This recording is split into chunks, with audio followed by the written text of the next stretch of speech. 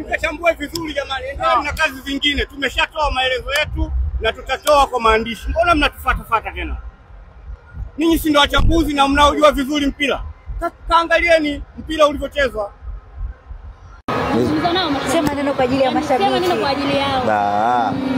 Yote tunazungumza sio maneno. Maneno. Pia mchezo na namna ambavyo mnakikosikia. Semaji. Wao wanapenda kusikia ukiwazungumzia. Mimi ni wape pole mashabiki wa Simba kwa matokeo haya. Najua hakuna ambayo yamemfurahisha na ni matokeo ya kuumiza. Lakini mimi niwaambie mashabiki wa Simba wala wasijisikie unyonge. Mpira ni mchezo wazi na kila mmoja ameona timu namna gani imeperform hii leo. Inaweza ikahuzunisha kwa sababu ukihesabu hii ni mara 6 tunapoteza against one opponent, lakini hiyo isitutie unyonge.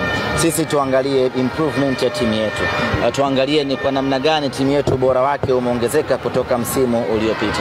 Msimu uliopita pamoja na mafanikio tuliyoko nayo, lakini hakuna mechi ambayo tulicheza kwa ubora kama ambavyo tumecheza hii leo, na hii ni mechi ya kwanza tu. Maana yake ni kwamba vijana wetu wakiendelea kucheza na kuelewana, tutakuja kuwa na timu bora zaidi huko mbeleni. Kwa mimi ni watoe wasiwasi, wasiwe na muda wa kuhesabu tumepoteza, tumefungwa mara ngapi. Wenyewe waangalie ni kwa namna gani timu yetu imepiga hatua.